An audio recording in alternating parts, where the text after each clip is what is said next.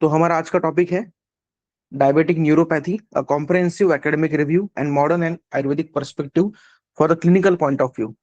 हम जो इसमें सब बात करेंगे वो पूरी की पूरी क्लिनिकल पॉइंट ऑफ व्यू से ही होगी। थ्योरेटिकल पार्ट जो ग्रंथ में है, जो हम अलग अलग संहिताओं से पढ़ते हैं, जो मॉडर्न टेक्स्ट बुक्स में पढ़ते हैं, वो मैंने जरूर लिया है। मगर ज्यादा से ज्यादा कोरिलेशन जो है हमारा, वो डेली प्रैक्टिस में, डेली ओपीडी में हमारे पास अगर पेशेंट आए तो हम उसे कैसे समझे और ट्रीट करने के लिए क्या क्या हम चूज करें। जो क्लासिक टेक्स्ट में दिया है, जो ग्रंथ में ऑलरेडी दिया है, उसे हम कैसे एक्सप्लोर करें, उसे कैसे डिकोड करें, ये सब हम जानेंगे। तो स्टार्ट करते हैं आज का सेशन।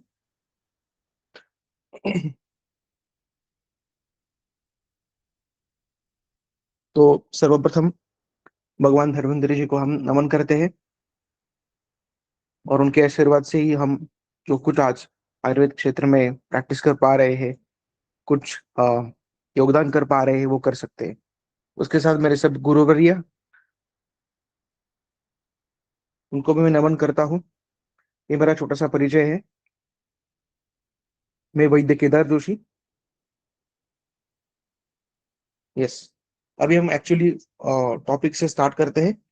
तो बेसिकली डायबिटिक न्यूरोपैथी जो है वो नर्व डैमेज का एक पार्ट है।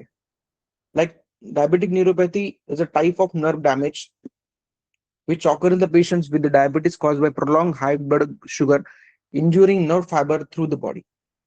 So majorly सभी डायबिटीज पेशेंट को ये बाद में या कई पेशेंट्स को बहुत पहले से इसके लक्षण दिखते हैं। उसका जो प्रीवैलेंस रेट है वो almost 30% of all diabetic patients है। और जो पेनफुल डीएन है, मतलब डायबिटिक न्यूरोपैथी जो पेनफुल सिग्निफिकेंट होती है, तो वो भी 7.5 या 24% ऑफ डायबिटिक सभी पेशेंट में देखी जाती है। उसके बाद में एम्पुटेशन का रिस्क भी बढ़ता है, तो 10 to 20% जो पेशेंट्स है उन्हें एम्पुटेशन करने की बहुत जरूरत पड़ती है, वो लेटर स्टेज में। तो ये डायबिटिक न्यूरोपैथी है क्या, उसको हम अच्छे से धीरे धीरे आयुर्वेदिक और मॉडर्न पॉइंट ऑफ व्यू से डिकोड करेंगे। तो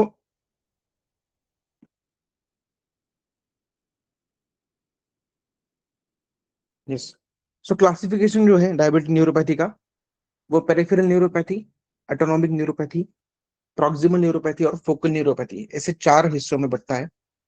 उसमें से हम जो आज फोकस करने वाले हैं, वो मैक्सिमम जो न्यूरोपैथी का टाइप हमें देखने को मिलता है वो है पेरिफेरल न्यूरोपैथी।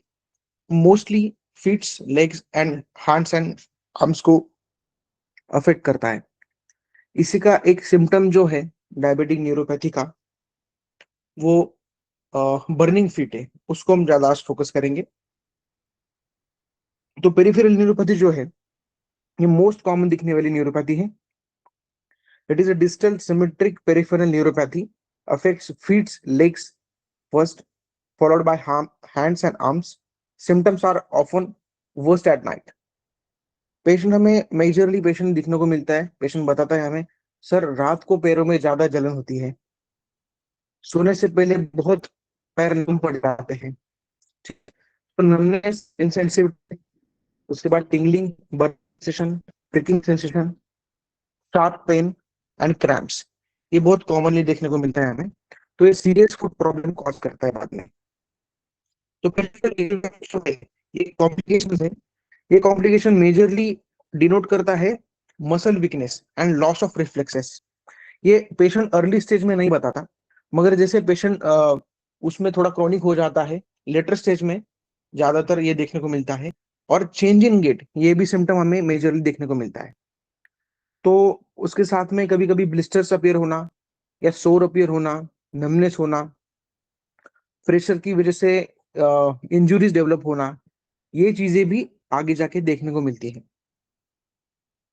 ऑटोनोमिक न्यूरोपैथी जो है वो majorly cardiovascular, digestive, urinary, eyes और स्वेट ग्लैंड्स, इस चारों जगहों पे ज्यादातर देखने को मिलती है। ये ऑटोनोमिक नर्वस सिस्टम का जो कंट्रोल है, जिस जगह ज्यादातर कंट्रोल पाया जाता है, वहां पे डायबिटीज अफेक्ट करता है, और वो इस काइंड की, इस तरह की न्यूरोपैथी डेवलप करता है। प्रॉक्सिमल न्यूरोपैथी जो है ये पार्ट, ये majorly buttocks region, thigh and hips, यहाँ पे ज्यादातर देखने को मिलता है। इसे डायबिटिक अमायोट्रोफी भी बोलते हैं। तो मेजरली टाइप 2 डायबिटीज जिन लोगों को है, उनमें सीवियर पेन होना बुटॉक्स में, थाइज में, क्रैम्प्स होना या मसल श्रिंकेज होना, ये चीजें भी देखने को मिलती है। आप कभी भी पेशेंट को देखो, आप जो डायबिटिक पेशेंट है वो हर बार कंप्लेन करता है। अगर आपके पास पेशेंट चल रहे हैं या आप घर पे कोई आपके पास कोई पेशेंट है, रिलेटिव्स है, तो आपको बताएंगे मसल क्रैम्प होना या मसल में बहुत ज्यादा क्लिंचिंग होना, पेन होना, ये कॉमनली देखने को मिलता है। ये भी एक प्रॉक्सिमल न्यूरोपैथी का साइन है। और हम मेजरली इस पेशेंट्स में दशमूलरिस्ट जैसे औषधियों का या रासना सप्तक जैसे औषधियों का प्रयोग करते हैं वात शमन की पॉइंट ऑफ व्यू से। तो ये हमारा मॉडर्न का उसका एक नॉलेज होना या उसकी समझना, ये भी बहुत जरूरी होता है। फोकल न्यूरोपैथी मैंने बताया, फोकल सडन सीवियर करती, वो भी सर ये, ठीक है। तो क्रैनियल फेरल ऐसे तीन टाइप होते हैं। रिटर्न में नहीं है, हम आप जिस न्यूरोपैथी की बात करेंगे वो थोड़ा सा डिटेल में देखेंगे। अभी जो पैथोलॉजी है न्यूरोपैथी की, वो मेजर देखने को मिलती है कि हाइपरग्लाइसीमिया। तो hyperglycaemia induced nerve damage, basically क्या होता है कि डीमाइलिनेशन होता है शीथ का। जो माइलिन शीथ होता है नर्व के ऊपर, जो नर्व का कवरिंग है, ठीक है, तो वो नैरोइंग होता है। उसके साथ न्यूरोनल कैपिलरीज जो होती है वो भी नैरो हो जाती है, एक्सोनल थिकनिंग भी कम हो जाती है, और न्यूरोनियल डैमेज हो जाता है, ठीक है। तो इसके बाद लॉस ऑफ नर्व फाइबर होता है, मतलब माइलिन शीथ के अंदर जो नर्व फाइबर है वो ओपन हो जाते हैं। वो माइलिन शीथ डीजेनरेशन फास्ट होने की वजह से उसमें ज्यादातर सेंसिटिविटी आ जाती है। तो उसे हम न्यूरल डैमेज जो है वो ज्यादातर बढ़ता किस चीज से है, तो होता है ऑक्सीडेटिव स्ट्रेस और एडवांस ग्लाइकोजन एंड प्रोडक्ट से, एजीई इसे बोलते हैं मॉडर्न फिलोसॉफी में। तो हाइपरग्लाइसेमिया, उसके बाद ऑक्सीडेटिव स्ट्रेस बढ़ना, उसके बाद डीमाइलिनेशन होना या माइलिन शीथ का लॉस होना, एक्सोनल डैमेज होना, और उसके बाद में फंक्शन लॉस होना, जैसे सेंसरी मोटर न्यूरॉन जो है वो अफेक्ट यहाँ पे ज्यादा करते हैं। एक सिंपल पैथोलॉजी है, पैथोफिजियोलॉजी है न्यूरोपैथी की। उसके बाद माइक्रोवास्कुलर पैथोलॉजी और ऑक्सीडेटिव स्ट्रेस ये साथ में आ जाता है। तो क्या है, सिंपल बात भाषा में समझेंगे हम इसे। तो माइक्रोवास्कुलर इंजरी जो होती है, तो छोटी छोटी ब्लड वेसल जो है, जो नर्व का सप्लाई करती है, तो वो डैमेज हो जाती है, और इसकी वजह से न्यूरोवास्कुलर की वजह से ऑक्सीजन रिलीज जाता है, और न्यूट्रिशन जो है इसको मिलने का वो बहुत कम हो, वो है। दूसरा होता है स्टेज, तो ऑक्सीजन के लेवल बढ़ जाते हैं एडवांस ग्लाइकोजन एंड प्रोडक्ट्स के, जो रिएक्ट ऑक्सीजन है वो स्पेसिफिकली डैमेज करता है न्यूरल मेम्ब्रेन्स को। और एक्सोनल ट्रांसपोर्ट जो जो इंटर न्यूरॉन जो ट्रांसपोर्ट होते हैं उस करता है, क्योंकि माइलिनेशन हो रहा है।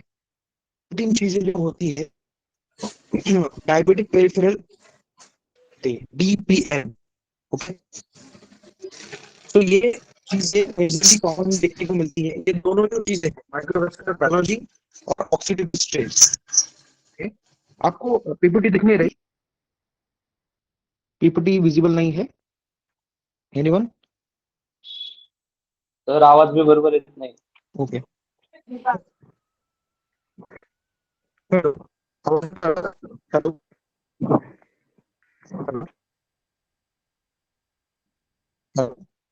Okay okay okay okay okay, ठीक है। So microvascular pathology and oxidative stress, ये जो दोनों चीजें हैं, ये डायबिटिक न्यूरोपैथी को कंट्रीब्यूट करती है। इसका हमें सिंपल भाषा में, हम इसकी पैथोफिजियोलॉजी हम समझ चुके हैं, ऐसे मैं मानता हूँ। मैं आगे भी इसको थोड़ा एलोबरेट करूंगा। हम थोड़ा सा आयुर्वेद पर्सपेक्टिव के ज्यादा जाते हैं, क्योंकि हमें उस तरफ वहां से चिकित्सा करनी है। तो रिस्क फैक्टर क्या है इसमें? मेटाबॉलिक, न्यूरोवेस्कुलर, ऑटोइम्यून और इनहेरिटेड जो लाइफस्टाइल है ये। तो आपको तो सभी को पता है कि डायबिटीज ये लाइफस्टाइल डिसऑर्डर है। तो जैसे लाइफस्टाइल जो सस्टेनेबल मार्कर्स है उससे ज्यादा बढ़ता है। दूसरा मेटाबॉलिक करेक्शन हो गया, न्यूरोवेस्कुलर कनेक्शन हो गया, ये सब चीजें उसको अफेक्ट करती है। सेंसरी सिम्टम जब हमें देखेंगे, तो नमनेस फर्स्ट सिम्टम है, एक स्पेसिफिक सिम्टम होता है। हर पेशेंट बोलता है सर पैर में नमनेस आ जाता है या पैर सुन्न पड़ जाते हैं, जो पैरों की उंगलियां है उसमें सेंसेशन कभी ज्यादा आता है कभी कम आता है, ठीक है। दूसरा टिंगलिंग और बर्निंग सेंसेशन, उसको पैरास्थेसिया बोलते हैं। तो मतलब टिंगलिंग, बर्निंग सेंसेशन या प्रिकिंग सेंसेशन सभी के सभी डायबिटिक, जो क्रोनिक डायबिटिक पेशेंट है, कम से कम 2 साल 3 साल ऐसे जिन पेशेंट को हुआ है, या उससे भी कम कभी कभी, क्योंकि ज्यादातर ये हम आगे देखेंगे कि ये B12 डिफिशियंसी भी जुड़ा है अकॉर्डिंग टू मॉडर्न साइंस। तो जिन लोगों में B12 डिफिशियंसी भी है और डायबिटिक की शुरुआत है, इन सभी लोगों में टिंगलिंग बर्निंग सेंसेशन ज्यादातर देखने को मिलता है। उसके बाद एक्सट्रीम टच सेंसिटिविटी कभी कभी होती है। तो मोटर और एब्डोमेन सिम्टम्स में भी हम मिक्स को देखने को मिलते हैं, दो हमें देखने को मिलते हैं। तो basically हम जिस चीज पर हम बात कर रहे हैं वो भी बर्निंग फिट सिंड्रोम है, जिसे बर्निंग न्यूरोपैथी बोलते हैं। तो बर्निंग न्यूरोपैथी ये जो है, ये burning sensation specially diabetic mellitus से जो पेशेंट्स होते हैं, वो रूटीनली ये चीज हमें सिम्टम बताते हैं कि सर पैरों में बहुत जलन होती है, फुट में ज्यादातर जलन होती है। तो इसका तो पहला कॉज है मेटाबॉलिक कॉज, जैसे हाई ब्लड शुगर होती है, ये सभी पेशेंट्स में ये दिखाई जाता है। दूसरा, एबनॉर्मल ब्लड फैट्स, मतलब जिन पेशेंट्स में कभी कभी LDL एसडीएल के लेवल्स भी बहुत बढ़ जाते हैं, लिवर मेटाबॉलिक फंक्शन जो है वो अच्छा नहीं करता या उसमें डिसफंक्शन हो जाता है, उसके हिसाब से भी ये एक कॉज होता है। दूसरा एसोसिएटेड कॉज जैसे मैंने बताया, alcoholism, chronic alcoholism, vitamin B12 deficiency, उसके साथ रीनल फेलियर या लीवर फेलियर, ऐसे कोई चीजें हैं, या बर्गलर डिसीज है, ऐसी सब चीजें अगर उसके साथ है या इसमें कोई भी एक चीज है उसके साथ में, तो ये सिम्टम ज्यादा एग्रेसिवली, मोस्ट इंडियन पेशेंट्स होते हैं वेजिटेरियन है, उनमें B12 डिफिशियंसी पाई जाती है। और वेजिटेरियन पेशेंट में डायबिटीज है और उसमें वेट गेन भी, तो ये सिम्टम हम, आप कोई उंगली में आप देखो या उंगली में देखो, अगर 3 4 सिम्टम्स पेशेंट में है, तो वो उससे पूछना पैरों में क्या टिंगलिंग है क्या टिंगलिंग है, वो आपको 100% बताएगा। तो ये पेरिफेरल न्यूरोपैथी का जो सिम्टम्स है, ये बहुत ही कॉमनली आपको देखने को मिलेगा इन पेशेंट में। तो देखो, जैसे मैं बताया कि मेटाबॉलिक सिंड्रोम एक कॉज है, दूसरा वेस्कुलर डिसीज वगैरह को हो गया, सिस्टमिक एसएलई हो गया, इन्फेक्शन कोई हो गया, उसके साथ न्यूट्रिशन डिफिशियंसी, ये सब चीजें उसको कंट्रीब्यूट करती है बर्निंग न्यूरोपैथी को। ये अकॉर्डिंग टू एलोपैथी है। तो उसमें early sign, intermediate sign, advance sign और सीवियर साइन। सीवियर में नॉन हेली कैंसर या इन्फेक्शन की रिस्क होना, ये ज्यादा एडवांस स्टेज के कॉम्प्लिकेशन है। प्रोग्रेस तो सिंपल अर्ली टिंगलिंग और माइल्ड नमनेस से ही होती है। तो अगर हम इसको अर्ली इंटरमीडिएट या एडवांस स्टेज से भी रिकवर कर पाए, तो एम्पुटेशन की जरूरत नहीं पड़ती। और अगर इस फोर्थ स्टेज में भी पेशेंट जाता है, तो भी आयुर्वेद से हम इसे अच्छे से ठीक कर सकते हैं, वो हम देखेंगे। तो डायग्नोस्टिक अप्रोच क्या होना चाहिए? बेसिकली पहले तो blood blood pressure, heart disease वो कंट्रोल करना, उसके साथ sensitivity of position, vibration, temperature, light, इसका एग्जामिनेशन करना। की इन्वेस्टिगेशन जैसे मैंने बताया था कि इसमें न्यूट्रिशनल डेफिशिएंसी जो है, विटामिन का चेकिंग हो गया, उसके बाद रैंडम ब्लड शुगर हो गया, HbA1c हो गया, इसका भी चेकिंग करना बहुत जरूरी होता है। नर्व कंडक्शन स्टडी करना, कभी कभी बहुत सारे डॉक्टर सजेस्ट करते हैं NCG या EMG करना, तो वो भी आप कर सकते हो, या थोड़ा एडवांस इन्वेस्टिगेशन होता है, मगर आप बेसिक भी करवाते हो तो आपको ये पता चलता है कॉज। ये कोई मॉडर्न के कुछ इंटरप्रिटेशन है NCG और EMG के, मतलब नर्व कंडक्शन स्टडी, इलेक्ट्रोमायोग्राफी, ये थोड़े एडवांस टेस्ट होते हैं, ये भी कभी कभी किए जाते हैं, बहुत ज्यादातर उसको नर्व डैमेज हुआ है तो, ठीक है। अब हम आयुर्वेद की संप्राप्ति को देखेंगे। आयुर्वेद में मेजरली ये सब चीजें हैं, ये मधुमेह से जुड़ी है। अब प्रमेह और मधुमेह ये जो है ना, दोनों तीनों ग्रंथकारों में उसमें थोड़ा थोड़ा डिफरेंस आया है, मगर जो क्रक्स है टोटल, मैं आपको इतने वन सिंगल लाइन में बताता हूँ कि सभी प्रमेह एट लास्ट वातज प्रमेय में ही लैंड होते हैं, ऐसा चरक में कहा गया है। तो उसके बाद में एक मधुमेह का भी सेपरेट वर्णन आता है। तो हम अगर मधुमेह की संप्राप्ति को हम देखेंगे और उसको हम बर्निंग फीट सिंड्रोम या पेरिफेरल न्यूरोपैथी के साथ कोरिलेट करने का प्रयास करेंगे, या वो सिम्टम्स हम देखने का प्रयास करेंगे, तो वो कौन से संप्राप्ति से जाते हैं मैं आपको बताता हूँ।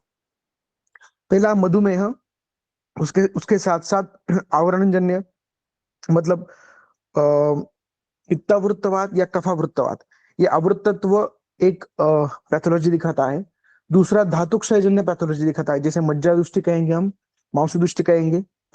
तीसरा एक पैथोलॉजी हमें दिखता है मधुमेह के साथ साथ, वो उपद्रव, मतलब मधुमेह के जो कॉम्प्लिकेशन है, मधुमेह के उपद्रव जो ग्रंथ में बताए हैं, वही सिम्टम्स हम इस चीज में देख सकते हैं। उसके साथ वात और पित्त के नानात्मक जो विकार दिए हैं, उसमें दाह, चिमचिमायन, ये लक्षण आए हैं, वो वात पित्त के नानात्मक विकारों में आए हैं। 80 और जो 60, वो जो डिस्क्रिप्शन किया है ग्रंथ में। और उसके बाद में डायबिटिक न्यूरोपैथी, ये लक्षण या व्याधि स्वरूप, दाह ये व्याधि स्वरूप और लक्षण स्वरूप आता है, और वात रक्त ये व्याधि स्वरूप या लक्षण स्वरूप आता है।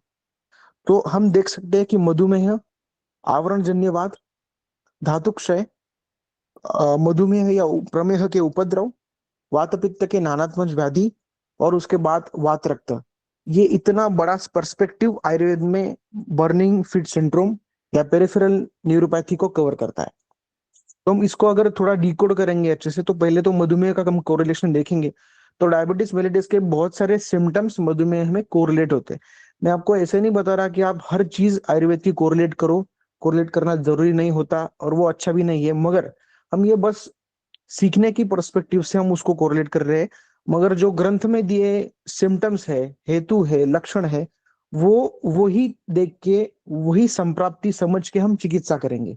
ना कि हम जो एलोपैथी के सिम्टम्स है या एलोपैथी के जो सिंड्रोम है, उसको देख के, उसके सिम्टम्स को देख के हम चिकित्सा करने वाले हैं।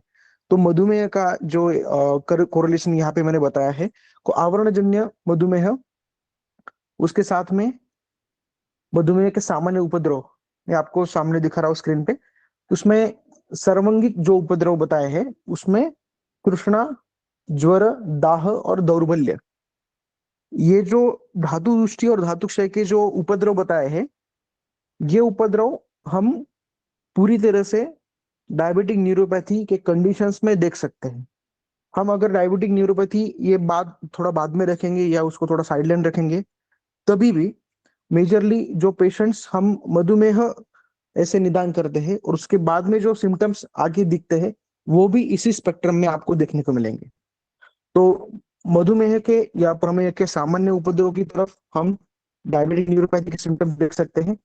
उसके साथ साथ ये आपको दिखता है सामने, मधुमेह के जो उपद्रव है, उसमें कफज प्रमेह, पित्तज प्रमेह, वातज प्रमेह, उसमें जो दुष्य है, उसके जो लक्षण है, वो आपको दिख सकते हैं कि ये सभी टिंगलिंग, नमनेस और बर्निंग, ये सेंसेशन जो है फुट में, इसको कोरिलेट करते दिख रहे हैं। तो ये जो संप्राप्ति कैसी आगे आगे जाती है, तो पहले धातु दुष्टि होती है, जो सभी दुष्य है, उसको दुष्य का क्रमिक क्षय होता है, बाद में ओजक क्षय होता है, बलहानि होती है, उसके बाद में वात प्रकोप होता है। वात प्रकोप या आवरणजन्य होता है या धातु क्षयजन्य होता है। उसके साथ मार्गावरोध होता है, उसमें श्रोतज दुष्टि होती है, वान वेद का बाधित होना, और उसका बाद में जो सिम्टम दिखता है या उसके आगे जो संप्राप्ति जाती है, वो उपद्रव, उसमें तृष्णा, दाह, सुक्ति और पीड़का और विद्रदी, ये मधुमेह के उपद्रव समेत हमें देखने को मिलते हैं। तो प्रमेह या मधुमेह के उपद्रव, ये अंतिम अवस्था वातज प्रमेह ही प्रकट होती है। तो इसके जो सब सिम्टम्स आफ्टर डायग्नोसिस ऑफ प्रमेह या मधुमेह हमें देखने को मिलते हैं लेटर स्टेज में। तो ये उपद्रव जनित जो है, ये सभी न्यूरोपैथी के स्पेक्ट्रम में आपको पेशेंट्स में देखने को मिलेंगे। तो आप ये, मैं ऐसा कोरिलेशन क्यों बता रहा हूँ, क्योंकि हमारे पास जो पेशेंट आता है, वो हम ये 2-3 सिम्टम हमें बताता है, मगर उसका पीछे का पैथोलॉजी वो पेशेंट बताता नहीं है। तो हमें उसे पूछना पड़ता है कि आपको डायबिटीज कितने दिनों से है, एलोपैथिक का अगर वो हमें लैब रिपोर्ट दिखाता है तो हम जैसे हम हमारा जो निदान करते हैं, हम जो हेतु पूछते हैं, उसके साथ प्रमेह कितने दिन से है, या प्रमेह है या नहीं, या उसको कोई और है, संतर्पण जन्य व्याधि है, अग्निमांद्य की तरफ कुछ आपको दिख रहा है क्या, या मधुमेह है या मधुमेह के उपद्रव है, वो क्या बता रहा है, ये आपको हमारे हेतु लिंग औषध के ट्रायंगल में उसको समझना पड़ता है। ठीक है, आगे देखेंगे ये संप्राप्ति घटक है क्या एक्चुअली, डायबिटिक न्यूरोपैथी के आयुर्वेद में हम क्या समझ सकते हैं। तो त्रिदोष, उसके साथ दूष्य जो है, रस, रक्त, मांस, मेद, मज्जा, शुक्र, ओजस, त्वक, रस, लसिका, अग्नि, जठराग्नि, भूताग्नि और धात्वाग्नि, धात्वाग्नि मांद्य जो होता है, ये आम जो है वो धातु लेवल पे है। स्रोत ऑलमोस्ट सभी प्रकार के स्रोत, अस्थिव स्रोत छोड़ के सभी दुष्ट होते हैं मेजरली। स्रोतो दुष्टि हो संग विमार्गमन है। हस्तपाद दाह, क्रिया अल्पता, हस्तपाद चिमचिमाए, ये स्पेसिफिक सिम्टम, ये व्यक्त सिम्टम हमें देखने को मिलता है। आवरण की संताप्ति अगर देखेंगे हम तो चरक चिकित्सा 28 में आवृत्तवाद का लक्षण आपको दिखने को मिलता है, या अष्टांग हृदय निदान स्थान 15 में वातरक्त के अध्याय में आपको आवरण के लक्षण आपको देखने को मिलते हैं। उसमें कफावृत्तवाद के जो लक्षण है, जैसे यहाँ पे दिखाया गया कि सुप्ति, स्तंभ, गुरुता और शीतलता, ये कफ प्रधान कफावृत्तवाद के लक्षण। पित्तवृत्तवाद के लक्षण में दाह, पाद दाह, हस्त दाह और तृष्णा। और अन्यन्यवाद के मिश्रण के लक्षण है, उसमें सुप्ति, दाह और शूल, ये एक साथ, ये सभी जो अन्यन्य आवरण है और जो कफावृत्तवाद है, पित्तावृत्तवाद है, इस आवृत्तवाद के जो लक्षण आपको देखने को मिलते हैं पेशेंट में, ये सभी के सभी लक्षण डायबिटिक न्यूरोपैथी के ही है। अगर आपको आपने डायबिटिक न्यूरोपैथी या बर्निंग फिट सिंड्रोम ऐसा कुछ पढ़ा ही नहीं है, और आपने आवृत्तवाद पढ़ा है अच्छे से, आपने वात रक्त पढ़ा है अच्छे से, तो आपको ये सभी सिम्टम्स वहां पे ऐसे ही दिखने को मिलेंगे। और वो चिकित्सा अगर आप करेंगे, आवृत्तवाद की चिकित्सा करेंगे, वात रक्त की चिकित्सा करेंगे, तो आप वो सभी सिम्टम रिवर्स कर पाएंगे। तो इसीलिए हमारा निदान, हमारी symptoms समझना बहुत इंपॉर्टेंट है। और तो धातुक्षय में मज्जाक्षय होना या मज्जाक्षय के लक्षण में भी हस्तपाद दाह या धातुक्षय के लक्षण आए हैं। और स्रोतोक्षय जो है मैंने पहले भी बताया, मज्जा व स्रोतो अवरोध हो गया, रसरक्त अवरोध हो गया, और मेदो मज्जा मनस्व स्रोत अवरोध हो गया। या तीनों चारों स्रोतो दृष्टि में ये लक्षण हमें ऐसे ही देखने को मिलते हैं। और दाह निदान, हमारे ग्रंथ में स्पेसिफिक दाह निदान का एक अध्याय योग रत्नाकर ग्रंथ में वर्णन किया है, माधव में वर्णन वैसे सामान्य में किया है। हमें बहुत बार लगता है, मुझे भी पहले लगा था कि लक्ष्य रूप ग्रंथ में आया है। चरक बागवट में दाह ये चिकित्सा, दाह निधन ऐसा कुछ अलग बताया नहीं है। मगर जो लघुत्रयी के आगे ग्रंथ है, उनमें दाह निधन, दाह चिकित्सा ऐसा अलग ग्रंथकारों ने वर्णन किया है। तो उसमें तीक्ष्ण गुण से पित्त का प्रकोप होना, और उसके दाह ये सिम्टम उसमें निकल के आना, उसके साथ उन्होंने टाइप किए हैं। तो मध्यज दाह, रक्तज दाह, पित्तज दाह, तृष्णा निरोध दाह, कोष्ठ दाह, धातुक्षण्य दाह और क्षतज दाह, ये 7 सिम्टम, ये 7 टाइप से, और उसके मुख्य कारण भी उसके सामने दिखाए गए। तो इन दाह में जो धातु क्षय जन्य दाह है, रस रक्तादि धातु का क्षय होना, ये दाह का सिम्टम्स और उसके लक्षण हम ज्यादातर डायबिटिक न्यूरोपैथी में देख सकते हैं मेजरली।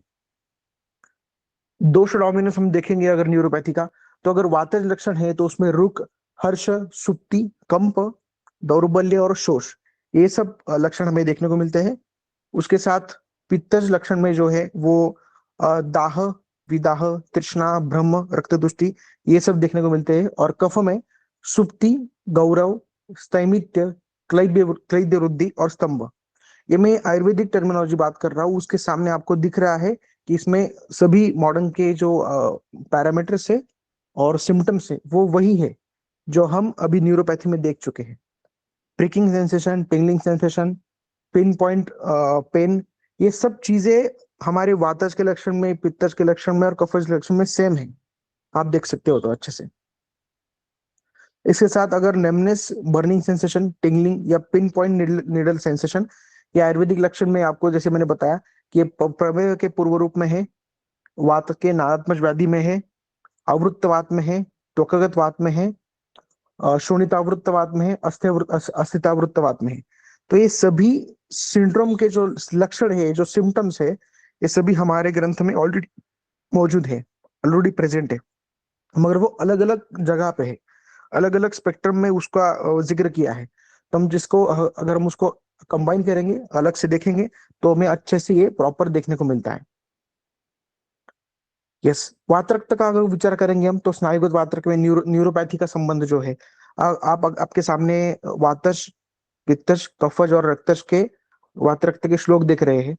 तो वातरक्त के श्लोक, पित्तज वातरक्त, कफज वातरक्त, इन सभी श्लोकों में जो आपको लक्षण दिख रहे हैं, ये सभी के सभी पेरिफेरल न्यूरोपैथी के ही लक्षण हैं। जैसे शूल, स्वर्ण, तोदन, स्तंभ वेपतु सुप्तयाः, वेदना विदाह, स्पर्श क्षमत्व, वृषदोष्मता। ये आपको दिख रहा है, मैंने उसको हाईलाइट भी किया है। ये जो सभी लक्षण दिए हैं वात रक्त में, वात रक्त के अलग अलग टाइप्स में, ये सभी लक्षण पेरिफेरल न्यूरोपैथी के ही है। आप उसको ऐसे ऐसे ही करेक्ट टू करेक्ट उसको कोरिलेट कर सकते हो पेशेंट में। तो वात रक्त अगर आपको समझ में आ गया, अच्छे से समझ में आ गया, तो आप पेरिफेरल न्यूरोपैथी का कोई भी पेशेंट बहुत अच्छे से ट्रीट कर सकते हो। यस। पाददाह और पादहर्ष, ये दोनों जो सिम्टम्स है, क्लासिकल डिस्क्रिप्शन में प्रमेह के पूर्व रूप के तौर पे हमें देखने को मिलते हैं। चरक में प्रमेह के जो पूर्व रूप देखे हैं, वहां पे दाह चिक्कणदा देह ऐसा एक शब्द आया है। तो उसमें हस्त पाद दाह, ये पूर्व रूप बताया है प्रमेह का। तो प्रमेह में जैसे मॉडर्न में डायबिटीज मेलेटस का एक साइड इफेक्ट या सिंड्रोम में पेरिफेरल न्यूरोपैथी और बर्निंग सेंसेशन आता है, आयुर्वेद में भी ऐसा ही है। प्रमेह के पूर्व रूप में और उपद्रव में यही लक्षण आता है। तो ये कोई अलग चीज नहीं है, इसलिए मैं इसको ज्यादा से ज्यादा कोरिलेट कर पा रहा हूँ या आपको बता रहा हूँ। पित्तवृत्तवात और कफावृत्तवात का आप अगर श्लोक देखेंगे, ये भी चरक और अष्टांग से लिया है। उसमें दाह तृष्णा शूल प्रमस्तमा, और कफावृत्तवाद में शैत्य गौरव शूलानी, ये दोनों सिम्टम्स या ये दोनों लक्षण पेरिफेरल न्यूरोपैथी के ही है। उसमें हम आयुर्वेद की जब आयुर्वेद का निदान करते हैं, तो उसमें हम वात पित्त कफ का डिफ्रेंशिएशन करते हैं, तो ये सिम्टम्स अलग अलग हो जाते हैं। मगर इसको हम सिंड्रोम की तरफ जब देखेंगे या त्रिदोषात्मक दृष्टि देखेंगे, तो ये सभी सिम्टम्स एकत्र आके यही आपको पेरिफेरल न्यूरोपैथी का एक क्लस्टर दिखाएंगे। यस। अभी चिकित्सा सिद्धांत, हमें क्या करना चाहिए, क्या कर सकते हैं हम। ये करने से पहले मैं आपको एक जस्ट बता रहा हूँ, दिखा रहा हूँ एक चीज। आपको ये दिख रहा है? यस, मैंने स्लाइड चेंज की है। यस, आपको स्लाइड चेंज दिख रही है प्रमेय की? आई थिंक दिख रही है। ओके। तो ये प्रमेय मास्टर क्लास इस महीने से हम देख रहे हैं। उसमें ये प्रमेय मास्टर क्लास में, जैसे मैंने ये हम जो आज का टॉपिक कवर कर रहे हैं डायबिटिक न्यूरोपैथी, ये सभी जो प्रमेय के पैरामीटर्स है, फ्रॉम बेसिक से लेके decoding metabolic syndrome through Ayurveda, इस टॉपिक के अंडर हम ये सब डिटेल में देखने वाले हैं। ये जो मॉडर्न मेटाबॉलिक सिंड्रोम है आयुर्वेद में, जिसे हम प्रमेह कहेंगे, जिसे अग्नि की दृष्टि होती है, तो ये सब पूरा मास्टर क्लास हम इस महीने देखने वाले हैं। इसमें ये जो सिलेबस है, मैं आपको थोड़ा सा एक शॉर्ट में बता रहा हूँ कि वैद्य मनोज खड़ानी, ये जो सर है हमारे आयुर्वेद के बेसिक कंसेप्ट, अग्नि स्रोतस और संप्राप्ति के दृष्टि, जो मधुमेह का बेसिक्स है और मॉडर्न का भी बेसिक्स है, वो आपको समझाएंगे। दूसरे लेक्चर में वैद्य प्रथमेश राणे सर, ये हमें रसकल्पों का मैनेजमेंट प्रमेय में हम प्रिसाइजली कैसे कर सकते हैं, ये आपको समझाएंगे इसी मास्टर क्लास में। मैं वैद्य Kedar Joshi, precision of application of वनस्पति द्रव्य और कषाय, जो साउथ के कषाय है, सहस्त्रयोगम के कषाय है, वो हम प्रिसाइजली प्रमेय में कैसे यूज करेंगे, उसका सेशन लेने वाला हूँ। उसके साथ में विद्या अर्चना जी के, ये भी पंचकर्म इंटरवेंशन मैनेजमेंट ऑफ प्रमेय, ये सेशन लेने वाले हैं। और उसके साथ बहुत इंपॉर्टेंट है, हमारे आदरणीय वैद्य महेश ठाकुर सर, ये खुद प्रमेय चिकित्सा सिद्धांत प्रोटोकॉल और प्रोटोकॉल बेस्ड थेरेपी प्रिंसिपल्स, ये सेशन लेने वाले हैं। तो हमारे लिए ये बहुत महत्वपूर्ण है कि इतने बड़े वैद्य, राष्ट्रीय गुरु आदरणीय वैद्य महेश ठाकुर सर इस लेक्चर सीरीज में हमारे साथ हैं, और वो हमें डिटेल प्रमेय का चिकित्सा सिद्धांत, प्रमेय का डिटेल ओपीडी प्रोटोकॉल हमें सिखाएंगे। और हैंड होल्डिंग, जैसे पॉइंट टू पॉइंट सर का लेक्चर अगर आपने सुना होगा, तो आपको पता होगा कि ये कितना डिटेल और सटीक ग्रंथ का अध्ययन हमसे करवाते हैं। तो अगर आपको ये सेशन ज्वाइन करने हैं, इसी महीने से हो रहे हैं, तो आप जरूर कांटेक्ट कर सकते हैं। मैं ग्रुप में इसका डिटेल शेयर करूंगा। और ये प्रमेय मास्टर क्लास जो है, इसका जो अर्ली बर्ड रजिस्ट्रेशन है, वो अभी स्टार्ट हो गया है। अगर आप उसको डिटेल मैंने आपको स्क्रीन पे भी शेयर किए हैं। वैद्य निहारिका थड़ानी मैडम जो है, उनका रजिस्ट्रेशन देख रही है, वो उनका मैं ग्रुप पे डिटेल्स भी शेयर करूंगा, तो आप उसको अच्छे से देख पाएंगे। तो हम आएंगे अभी हमारे जो हमारा जो सेशन चल रहा था चिकित्सा सिद्धांत का।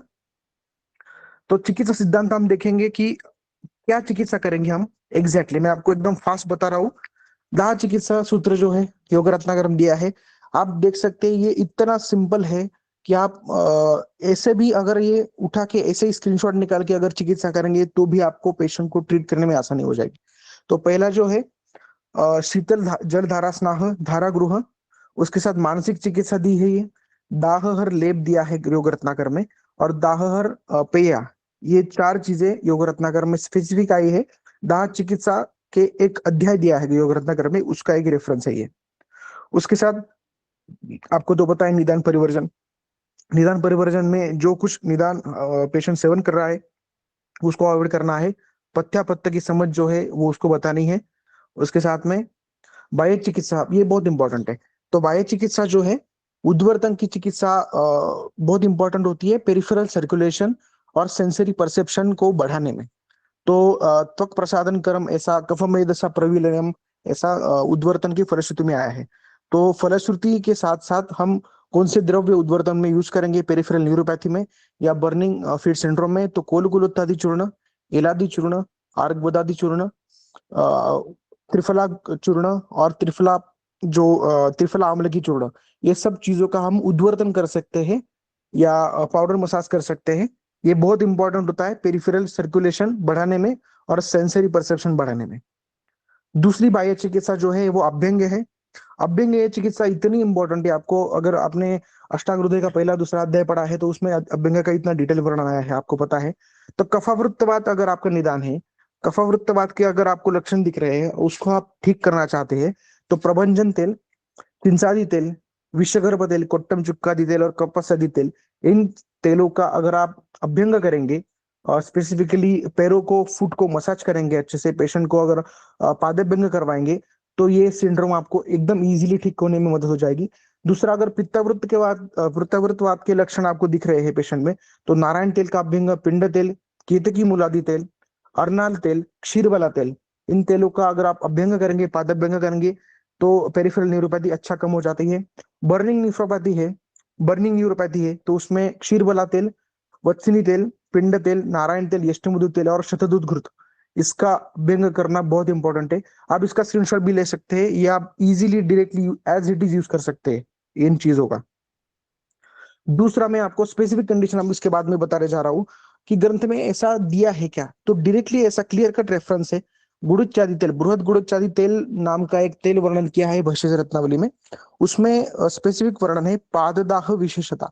अगर पेशेंट में पाददाह है, बर्निंग फिट है, तो उस कंडीशन में आप गुड़ुच्चादि तेल का अभ्यंग करेंगे।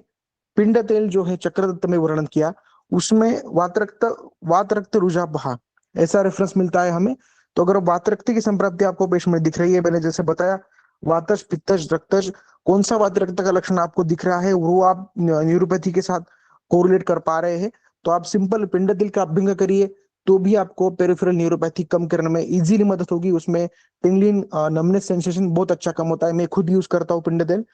उसके बाद है शतावधि तेल, भाव प्रकाश में उसका वर्णन आता है। शतावधि तेल भी वात रक्त रुझाप, वात रक्त रुझाप मतलब वात रक्त से होने वाली जो वेदना है वो अच्छे से कम करना, इसका रेफरेंस यहाँ पे मिलता है। पिंड तेल की अगर आप पूरा उसके घटक देखेंगे तो उसमें मधुच्छिष्ट और मंजिष्ठा का प्रयोग आया है। मधुच्छिष्ट और मंजिष्ठा ये रक्त प्रसाधन द्रव्य है और रोपण द्रव्य है दोनों, तो बहुत अच्छे से काम करते हैं जहाँ पे बर्निंग भी है और पेन भी है। आपको ये स्क्रीन पे दिख रहा है गुड़चाई तेल, पिंड तेल और शतावरी तेल, ये सभी मार्केट में अवेलेबल है, इसका भी आप स्क्रीनशॉट निकाल सकते हैं। ये कंपनी बनाती है, आप डायरेक्टली परचेस कर सकते हैं। मैं ये फोटोज क्यों दिखाता हूँ मेरे हर लेक्चर में, क्योंकि मुझे ऐसा लगता है कि मैं जो कुछ बता रहा हूँ वो ऐसा बस टेक्सचुअल ना रह जाए। बस मैं जो बोल रहा हूँ मेरे पास ही वो द्रव्य है और अगर मेरे पास अगर आपको चाहिए तो मेरे पास ही लेना होगा, ऐसा कुछ नहीं है। ये सभी द्रव्य मार्केट में मिलते हैं, कौन सी कंपनी के मिलते हैं मैं आपको दिखाऊंगा, फोटो दिखाऊंगा, आप डायरेक्टली ऑर्डर कर सकते हो और पेशेंट यूज कर सकते हो। ऐसी कोई चीज नहीं होती कि जो ग्रंथ में है और आप यूज नहीं कर सकते, उसका कोई मतलब नहीं है। ऐसे बहुत सारी चीजें ग्रंथ में दी होती है कि हम उसको बना नहीं सकते, वो मिलती नहीं इजीली, वो पेशेंट को भी मिलती नहीं, तो उसका क्या फायदा। ओके, तो धान्यम्ल धारा, पीजीचीर और क्षीर, ये धारा जो ट्रीटमेंट है वो बहुत इफेक्टिव है इस कंडीशन में। धान्यम्ल धारा धान्यम्ल पता है आपको, कांची का निर्माण करना, ये कफन पित्तवात में बहुत अच्छा काम करता है। उसके साथ इलिचिल, ये जो है ये इसको तेल भरा हम बोलेंगे, पिंड तेल की तेल धारा, मुरवेन्ना नारायण तेल की तेल धारा, ये बहुत डीपली नरिश करता है नर्व्स को और मसल को। तो ये पित्तवृत्तवात कम करने में और मांसपेशी को अच्छा बनाने में, उसको ताकत देने में, बलवर्धन करने में बहुत मदद करता है। तीसरा होता है क्षीरधारा। तो बलागुड़ी बड़ा क्षीरधारा करना या दशमूल क्षीरधारा, ये बहुत इंपॉर्टेंट है। या इसके साथ गुडू क्षीरधारा, बर्निंग न्यूरोपैथी के पेशेंट के साथ, पेशेंट को अगर आप रिलीफ देना चाहते हैं तो धारा का बहुत अच्छा इफेक्ट आता है। ये सभी जो आपको उपक्रम बता रहा हूँ, ये आप ओपीडी लेवल पे कर सकते हो। इसके लिए कोई पेशेंट को एडमिट होने की जरूरत नहीं, या बहुत ज्यादा उसको जैसे बस्ती या वोमन विरेचन, इसके पहले छोटी छोटी आप चीजें कर सकते हो तो पेशेंट को रिलीफ आता है। उसके बाद हम देखेंगे लेप, अवगाह और स्वेदन। तो लेप में गुड़ीचिप तरह स्वेदन का वर्णन आया है, दानाम्ल का प्रदेय आया है, पित्त शमन के लिए चंदन उशीर जैसे जो द्रव्य है उसका भी लेपन आप कर सकते हो। अवगाह स्वेदन का वर्णन आया है। अवगाह स्वेदन में जब पादर्श होता है, पेशेंट को सेंसिटिविटी ज्यादा बढ़ जाती है, तो भल्लातक सिद्ध क्षीर का पादहर्ष में प्रयोग आया है। रिबेर पद्मक उशीर चंदन, उसका जो जल है, सिद्ध जल है, वो दाह में अच्छा अवगाह करने में बहुत इंपॉर्टेंट है। उसके साथ स्वेदन आप कर सकते हो, षष्टिकशाली पिंड स्वेद जो है और पत्रपिंड स्वेद है, इस दोनों का व्यत्यास क्रम में, या पहले पाचन के तौर पे पत्रपिंड स्वेद, उसके बाद में ब्रूहन या मसल्स और नर्व्स को नरिश करने में या उसको पावर देने में अगर आपको चाहिए, तो डायबिटिक न्यूरोपैथी में बहुत अच्छा स्वेदन है। तो ये मैंने आपको सामने स्क्रीन पे दिखा रहा हूँ। ये लेप जो है, ये एक्सटर्नल लेप करना। दूसरा अवगाह करना, मतलब ये आप घर पे भी पेशेंट को बोल सकते हो सिद्ध जल का। आप पेशेंट को एक सिंपल पुड़ी दे सकते हो, उसमें सब द्रव्य मिला के 1 चम्मच गर्म पानी में डालना, उसका काढ़ा बना के उसमें अगर आप पैर पैर भी सोख करेगा पेशेंट, तो भी इसको अच्छा रिलीफ आएगा। दूसरा लेप भी आप पेशेंट को घर पे दे सकते हो। 40 स्वेद ये आप पेशेंट को घर पे नहीं दे सकते कभी कभी, मगर आप पत्र पिंड दे सकते हो। चूर्ण पुट्टली आपको पेशेंट को घर पे दे सकते हो। तो आपको स्वेदन, लेप और अवगाह, ये तीनों पेशेंट को बर्निंग सेंसेशन कम करने में बहुत हेल्प करता है, और बहुत सिंपल है। कुछ इसमें बहुत ज्यादा रॉकेट साइंस नहीं है, आप खुद पेशेंट को एक सिंपल ये प्रोसीजर बता सकते हो। यस, उसके साथ ये जो लेपन करने में जो मैंने द्रव्य बताया, ये बहुत इंपॉर्टेंट द्रव्य जो आपके सामने है, शतधौत घृत। मुझे लगता है आयुर्वेद का हर विद्यार्थी शतधौत घृत बनाने में लगा हुआ है, और हर एक विद्यार्थी रील डाल रहा है कि मैं कैसे अनहाइजीनिक तरीके से मैं ये कुछ मेडिसिन बना रहा हूँ। मत करिए, मैं बहुत सारे मेरे दोस्तों को बताता हूँ कि मत करिए, सब दुनिया देख रही है आप क्या कर रहे हो, ठीक है। सो ये शतधौत घृत हाथ में कुछ लोटा लेके ऐसा ऐसा बनाते हो आप, ये मत बनाओ। अगर आप बना रहे हो तो आप खुद बनाओ, पेशेंट को डायरेक्टली बॉटल दो, या आप उसका प्रदर्शन करने की जरूरत नहीं है। उसका इंपॉर्टेंस कई लोगों, कितने लोगों को पता है मुझे पता नहीं। इसका रेफरेंस मैंने कितने लोगों से पूछा, ये कहाँ पे आया है, किसी को पता नहीं होता। सुश्रुत संहिता के उत्तर तंत्र के टीका में इसका रेफरेंस आया है, डल्लन टीका में रेफरेंस आया है उसका, कि शतधौत घृत एक्चुअली कैसे बनाना है। ओके, उसका दाह चिकित्सा में क्या रेफरेंस है, तो यहाँ पे दिखाया मैंने। दाह ज्वरम अर्थिम प्रतिमानम शतधौत घृताभ्यक्तम। शतदूत का लेपन करना, पैरों पे लेपन करना, ये दाह शमन करने में उत्कृष्ट है, ठीक है। और प्रतिलोम गति से अगर हम करेंगे तो व्रण और दाह में ये बहुत अच्छा लेपन हम यूज कर सकते हैं शतदूत घृत का, ठीक है। उसके साथ में पंचकर्म अगर हम करेंगे, पंचकर्मा का जो यूज करना है डायबिटिक न्यूरोपैथी में स्पेसिफिकली, तो इसमें ज्यादातर पित्त के लक्षण ज्यादा दिखते हैं, तो विरेचन करना यहाँ पे ज्यादा स्पेसिफिक हो जाता है। तो विरेचन में हरतिकी का क्वाथ, आरगवत का काथ द्राक्षा के साथ में। उसके बाद स्वादिष्ट विरेचन चूर्ण आप यूज कर सकते हो। हस्त पाद तल दाह स्पेसिफिक आया है, आप फलश्रुति देख लो। स्वादिष्ट विरेचन चूर्ण आप विरेचन करने के लिए दे सकते हो हस्त पाद तल दाह में, ठीक है। बस्ती चिकित्सा आप कर सकते हो, लेखन बस्ती, माधुतेलिक बस्ती, बलागुड़ बस्ती, क्षीर बस्ती, दशमूल कषाय बस्ती, ये सभी चीज बस्ती आप प्रयोग कर सकते हो। मैंने यहाँ पे थोड़ा सा एग्जांपल के तौर पे बलागुड़ का कॉम्बिनेशन दिया है, मैं आपको ये ग्रुप में भेजूंगा। यस, मैं आपको अभी प्रॉपर जो हम पंचकर्म करते हैं उसके रेफरेंसेस बता रहा हूँ। रक्तमोक्षण का रेफरेंस आपको मिलेगा वात रक्त चिकित्सा अध्याय में। यहाँ पे दिया है कि पाद को आप रक्तमोक्षण कर सकते हो, और जिसमें वात रक्त रोगेशु, यहाँ पे आपको रेफरेंस दिख रहा है, वात रक्त रोगेशु कुष्ठे अल्पे विषके रक्ते, मतलब वात रक्त चिकित्सा में रक्तमोक्षण का महत्व आया है, दाह प्रशमन का महत्व आया है। चक्रदत्त में दाह जो का अध्याय, अध्याय है उसमें शतधूत घृत का लेपन आया है, चंदन का लेपन आया है। और द्रोणी अवगाह रिबेरा रिबेरादि जो गण है उसका द्रोणी अवगाह करने के लिए आया है, दाह प्रशमन करने के लिए। तो ये तीनों चीजें दाह कम करने के लिए आप कर सकते हो, रक्तमोक्षण, दाह प्रशमन का लेप और द्रोणी अवगाह। उसके साथ साथ अभी हम कषाय की तरफ जाएंगे थोड़ा।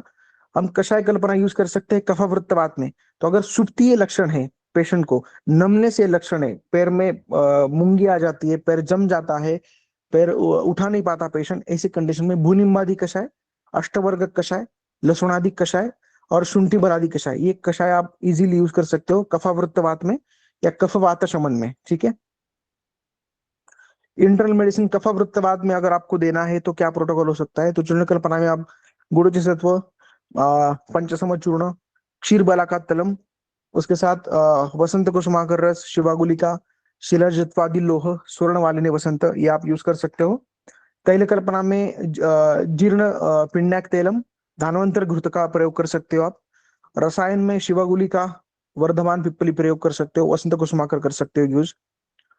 उसके साथ में कषाय कल्पना, अगर पित्तावृत्त बात है, दाह कंडीशन है, पेशेंट को बर्निंग बहुत ज्यादा हो रहा है, तो कषाय कल्पना में हम महामंजिष्टादि कषाय, गुड़ुच्चादि कषाय, निशुत्तम कषाय और बला गुड़ुच्चादि क्षीर कषाय, ये सभी कषाय साउथ की कंपनी के मिलते हैं, ये आप इसको डायरेक्टली यूज कर सकते हो। उसका मेजरली मतलब साउथ के बुक्स में जो रेफरेंस दिया है डोज का वो 60 ml बीडी है, मगर हम इतना यूज नहीं कर सकते, तो उसको कैसे करते हैं हम, मेजरली 20 ml देते हैं और उसको डाइल्यूट करते हैं 40 ml वाटर में। तो बिफोर फूड हमें यूज करना है 20 ml कषाय, मतलब अगर आप साउथ की कंपनी का बना है वो गाढ़ा कषाय है तो ही, तो 20 ml कषाय और 40 ml वाटर में उसको डाइल्यूट करेंगे तो 60 ml हो जाता है। या आप बिफोर फूड यूज करेंगे, कषाय का एब्सॉर्प्शन जो बताया गया है वो बिफोर फूड किया तो ज्यादा अच्छा होता है, इसलिए अपन काल में ज्यादातर मैं प्रेफर करता हूँ कषाय देना, तो आप ऐसा यूज कर सकते हैं सिंपल। इंटरनल मेडिसिन अगर पित्तावृत्त बात है तो गुग्गुल कल्पना में केशर गुग्गुल और गोक्षरादि गुग्गुल, ये तीनों आप यूज कर सकते हो लक्षण के हिसाब से। वसंत कुसुमाकर, प्रवाह पिष्टि, चंद्रप्रभा, अभ्रक भस्म, योगेंद्र रस, ये आप मतलब लक्षण के हिसाब से और थोड़ा रसायन के हिसाब से आप उसको थोड़ा मॉडिफाई कर सकते हो, मैंने जस्ट लिस्ट दी है यहाँ पे। घृत कल्पना में महातिक्त घृत, तिक्त घृत का पान करना, ये इंटरनल मेडिसिन, इंटरनल देना है, 5 ml डेली आप दे सकते हो। बहुत सारे पेशेंट को मैंने दिया है, अच्छा रिजल्ट आता है घृत का, मैं आपको आगे बताऊंगा। रसायन में त्रिफला रसायन और आमली के रसायन दे सकते हो। बर्निंग न्यूरोपैथी है, अगर इंटरनल मेडिसिन आपको देना है तो धनवंतर कषाय, विदर्यादि कषाय, द्राक्षादि कषाय, गुड़ुच्चादि कषाय, बला गुड़ुच्चादि कषाय, महाराष्ट्रादि कषाय, ये सभी कषाय आप दे सकते हो। उसमें बहुत अच्छी तरह से बर्निंग न्यूरोपैथी या बर्निंग सेंसेशन कम हो जाता है पेशेंट का, इसका आप स्क्रीनशॉट निकाल सकते हो। तैल कल्पना में अगर आपको इंटरनल तेल देना है वात शमन के लिए, वात पित्त शमन के लिए, तो क्षीरबला सप्तावर्ती या क्षीरबला 101 ऐसे दे सकते हो, वत्सिनी तेल हम दे सकते हो, नारायण तेल और मधुष्टादि तेल 5 ml एचएस आप मिल्क के साथ दे सकते हो पेशेंट को इंटरनल। भस्म कल्पना में मुक्ता पुष्टि और प्रवाह पुष्टि बहुत अच्छा काम करती है। रस औषधि में चंद्रकला रस, वसंत कुसुमाकर और अभ्रक सिंदूरम, मतलब अभ्रक भस्म जो है उसको हम च्यवनप्राश के साथ लॉन्ग टर्म पेशेंट में दे सकते हैं। अभी एक्चुअली हम आएंगे ड्रग्स के ऊपर, ये बहुत इंपॉर्टेंट पार्ट है कि ड्रग्स में एक्चुअली ग्रंथ में जो फलश्रुति दी है, तो फलश्रुति में क्या ऐसा दिया है, क्या ये हम जो तेल यूज कर रहे हैं, मैं जो बता रहा हूँ आपको इतने जोर जोर से, ये कैसे काम करता है। तो पहले तो ये बलागुड़ इत्यादि तेल का रेफरेंस देखो आप श्रेयगम में, तो एतद दाह सरुजा सशोफ रक्तानुगत वात निघंति, ये आपको दिख रहा है, ये रेफरेंस है बलागुड़ इत्यादि केर तेल का।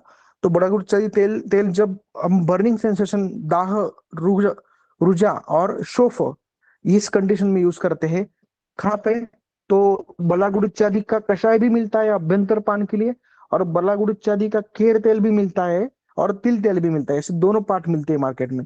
तो अगर आप केर तेल का यूज करते हो बाह्य के, मतलब लेपन के लिए और पादाभ्यंग के लिए, तो एक्सलेंट रिजल्ट है बलागुड़ इत्यादि केर तेल का। वात रक्त की कंडीशन में, जैसे बर्निंग सेंसेशन ज्यादा है, टिंगलिंग ज्यादा है, उस कंडीशन में बलागुड़ इत्यादि केर तेल का अभ्यंग करना या उसकी धारा करना या उसका पीजीचुअल करना, इससे बर्निंग न्यूरोपैथी बहुत अच्छा कम हो जाती है।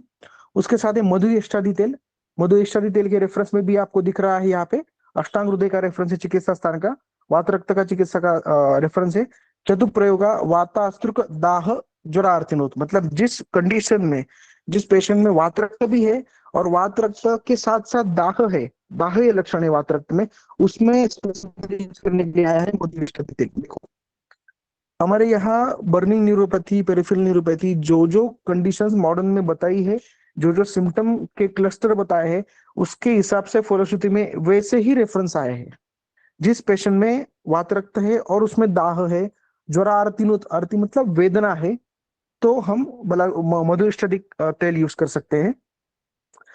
ये देखो आगे देखें, ये प्रमेह मिहिर तेल है, मुझे पता नहीं कितने लोगों को पता है। डायबिटिक फूड के लिए हमारे ग्रंथ में स्पेसिफिक तेल का वर्णन है। आई डोंट, कितने लोगों को पता है, आप अगर पता है तो आप हमें कमेंट में बताओ, कोई यूज कर रहा है तो। प्रमेह मिहिर तेल विशेष रत्नावली वर्णन है।